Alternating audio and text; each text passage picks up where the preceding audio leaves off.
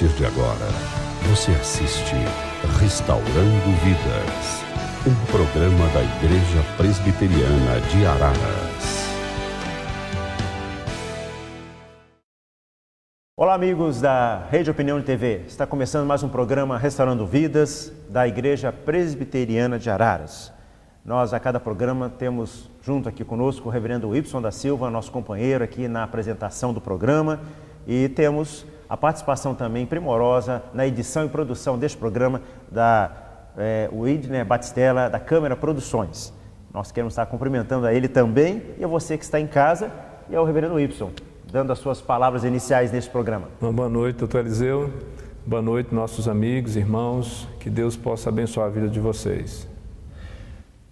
Nós vamos estar começando o programa hoje. Vocês já nos programas anteriores viram que nós procuramos apresentar, falar um pouco da nossa igreja e, enfim, o nosso pensamento, bíblico, teológico.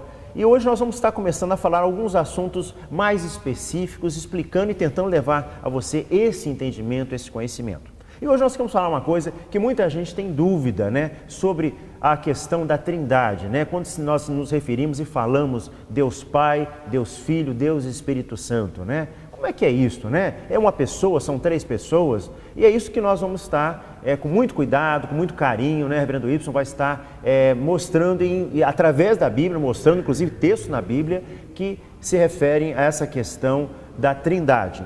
Então, reverendo Wilson, gostaria já de fazer a primeira pergunta, já introduzindo o assunto, Quantas pessoas há na divindade ou na Trindade? Quando nós olhamos a Bíblia, nós descobrimos que essa doutrina que apresenta um Deus único, que subsiste na pessoa do Pai, do Filho e do Espírito Santo, faz parte da revelação de Deus. A Bíblia deixa claro que Deus, quando Ele se apresenta, quando Ele se revela, junto com a ideia de que Ele é um Deus único, incomparável, insubstituível, Ele subsiste na pessoa do Pai, do Filho e do Espírito Santo. Então, essa é uma doutrina básica do cristianismo. Nós não podemos negá-la, porque se nós negarmos, nós vamos estar comprometendo todo um processo revelacional que a Bíblia coloca. E mais do que isso, dentro desse processo revelacional, o processo de salvação dos homens.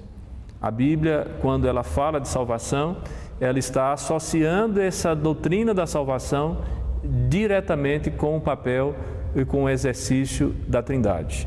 Então, o que nós precisamos guardar a respeito dessa doutrina, quando nós falamos, quando nós nos referimos, é exatamente essa ideia de que o ser divino, a pessoa de Deus, Pai, a pessoa do Deus Filho, a pessoa do Deus Espírito Santo, essas três pessoas fazem parte de um único Deus, um Deus verdadeiro e eterno, e que são feitos da mesma substância e que são iguais em poder e glória e que, embora distintas sejam as suas propriedades pessoais, elas não se contradizem, pelo contrário, elas se completam na complexidade que é a pessoa do ser de Deus. É algo que não existe precedentes.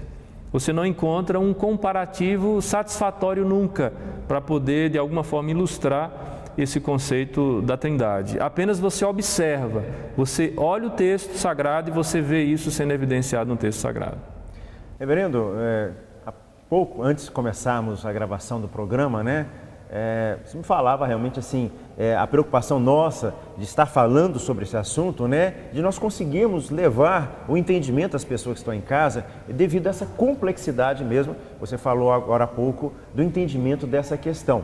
E eu sou uma pessoa assim, que eu gosto muito quando eu estou explicando aos meus pacientes no consultório, mesmo no programa nosso lá da Saúde na TV, tentar, às vezes, de forma até ilustrar, como você mesmo agora citou, que às vezes nós temos até dificuldade disso. Mas uma coisa que às vezes eu tento, às vezes as pessoas me perguntam, o nosso ser, nós como seres humanos, muitas vezes, e a própria Bíblia cita, muitas vezes, a questão do corpo, da alma e do espírito, do ser humano, quer dizer, o corpo, essa matéria física aqui, a alma como se fosse a psique, esse lado emocional nosso, e o espírito, que é essa questão espiritual da presença de Deus em nós. Quer dizer, então de alguma forma, é claro, não estou fugindo do assunto, mas assim, tentando até que você está em casa, que às vezes até na nossa própria estrutura física, psíquica e espiritual, nós até comportamos 3 dimensões, né? E então, eu gostaria até que eu só comentasse isso assim, eu não estou querendo fugir nem misturar os assuntos, mas até para que você que está em casa possa estar tentando entender, abrindo a sua mente no sentido de estar entendendo essa questão maravilhosa que é da Trindade, ou seja, do Deus Pai, Deus Filho, Deus Espírito Santo. Então, Eliseu, como eu te falei, a dificuldade de ilustrar é muito grande.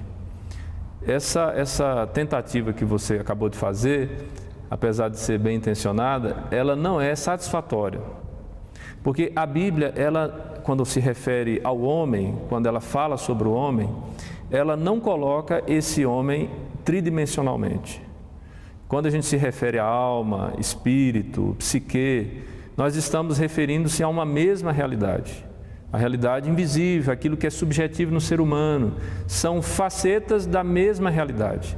Então, se nós fôssemos dividir esse ser humano, nós dividiríamos ele em físico, em um aspecto material, exterior, e aquilo que é invisível, que é o que nós às vezes chamamos de espírito, às vezes chamamos de alma, às vezes chamamos de psique, mente, né, outra forma, mas que se referem à mesma realidade.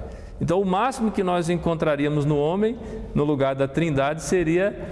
Não teríamos essa Trindade. A Trindade, se nós observarmos, ela é sem precedente mesmo. Ela foi colocada na Bíblia a ser sem precedente. As tentativas de a gente fazer o comparativo com o homem não são satisfatórias porque não condiz com a realidade que nós temos em Deus. E por outro lado, quando nós pensamos na realidade do ser humano, nós vamos descobrir que foi feito por Deus para ser assim mesmo. Porque o homem que é externo, o homem que tem essa realidade invisível também, ele só é um ser pleno quando ele é completado com a relação com o Criador. Então, essa terceira dimensão que nós poderíamos, se fôssemos imaginar uma terceira dimensão do homem, seria essa dimensão dele se relacionando com o Criador, com o Deus único e verdadeiro. Então, não existe como, já se tentou, essa é uma das tentativas que se faz de tentar explicar a Trindade, mas ela não é satisfatória. Já se tentou também explicar a Trindade como sendo 3 realidades distintas, né? Ou 3 pessoas absolutamente separadas, né? Para poder assim se entender a pessoa do Pai, a pessoa do Filho, a pessoa do Espírito.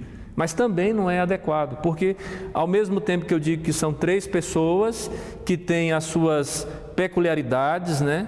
São seres que têm atributos pessoais distintos, ao mesmo tempo eu não posso separá-los, porque são indivíduos absolutamente integrados, relacionados. Daí a complexidade do ser de Deus. Por exemplo, as 3 pessoas da Trindade, elas são da mesma substância. São iguais em poder e glória. Contudo, o Pai não é o Filho e o Filho não é o Espírito. Eles subsistem juntos desde a eternidade, o Pai, o Filho e o Espírito. Também não há nenhuma distinção de ordem cronológica, ou seja, eles já existiam desde a eternidade. E aí, quando a gente começa a tratar nesse assunto, a situação se torna mais complicada ainda, porque além de não ter nenhum precedente, nenhum ilustrativo que seja suficiente para caracterizar a pessoa complexa de Deus, nós ainda temos que conceber este Deus, entender esse Deus conforme a Bíblia revela, não na ordem cronológica, mas na ordem da eternidade. Ou seja, não existe uma datação, não tem como dizer assim, Deus passou a existir a partir de então, e depois de Deus Pai passou a existir o Filho, ou depois de Deus Filho passou a existir o Espírito. Quando nós partimos para a Bíblia, nós vamos descobrir que, transcendendo essa ordem cronológica, nós temos que enxergar esse Deus dentro da eternidade. Aí é onde se torna mais complexo ainda, né? Porque nós não só não temos um ilustrativo pertinente, e nós também não entendemos muita coisa da eternidade. Nós não somos capazes de enxergar muito a eternidade, porque estamos presos e vivendo ainda numa dimensão cronológica. Essa minha tentativa, na realidade, foi até no sentido de fazer esse contraponto dessa esse comentário que veio a seguir, justamente tentando levar você que está em casa, que realmente é algo impossível e que nós estamos tentando aqui apenas explicar, mostrando textos bíblicos, mas nós cremos que Deus pode estar de alguma forma colocando na sua mente essa sementinha, essa coisa de entender a grandiosidade desse Deus, que nós cremos em um Deus eterno, um Deus infinito, que tem atributos diversos, que nós vamos estar nos próximos programas estar comentando isso, mas mostrando a você que não adianta a gente querer. Eu fiz até assim, uma tentativa para mostrar que por mais que a gente queira, esse Deus realmente, ele transcende ao nosso entendimento, que muitas vezes só nos resta a crer, ou seja, num simples ato de fé, de crer que esse Deus existe, que ele é o Senhor do universo, o Senhor da vida, da existência, e assim, nós levamos a nossa vida crendo nele. E o senhor já adiantou alguma coisa com relação a que era a minha pergunta? Então, eu queria só então fazer o exercício para a compreensão do que nós temos na Bíblia, né? Como nós não temos parâmetros suficientes para fazer uma ilustração disso, da pessoa de Deus subsistindo na pessoa do Pai, do Filho e do Espírito Santo, e a nossa informação é de constatação pelo livre exame das Escrituras, nada mais pertinente do que nós citarmos os textos. Por exemplo, nós temos Mateus capítulo 3, do versículo 16 ao 17, ocasião onde Jesus está sendo batizado no Rio Jordão por João Batista. O texto diz assim: assim que Jesus foi batizado, saiu da água. Naquele momento, os céus se abriram e ele viu o Espírito de Deus descendo como pomba e pousando sobre ele, no caso se referindo a Jesus.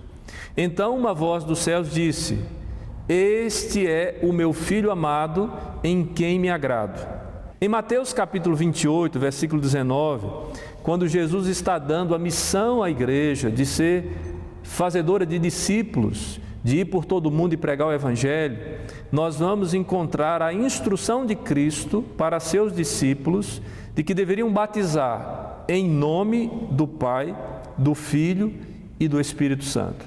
Por que fala-se em nome, não nos nomes? Porque já naquela época já era compreendido que o Pai e o Filho e o Espírito Santo se tratavam de um único ser, da divindade, a divindade que subsistia na pessoa de Pai, Filho e Espírito Santo. Um outro texto, 2 Coríntios capítulo 13, versículo 14. A graça do Senhor Jesus, o amor de Deus e a comunhão do Espírito Santo seja com todos vocês, diz o apóstolo Paulo aos Coríntios. Então nós vamos descobrir que nesse texto Paulo já manifesta de maneira evidente não só a pessoa de Jesus Cristo, a pessoa de Deus, Pai e a pessoa do Espírito Santo, como economicamente ele vai atribuir ações a cada pessoa desta.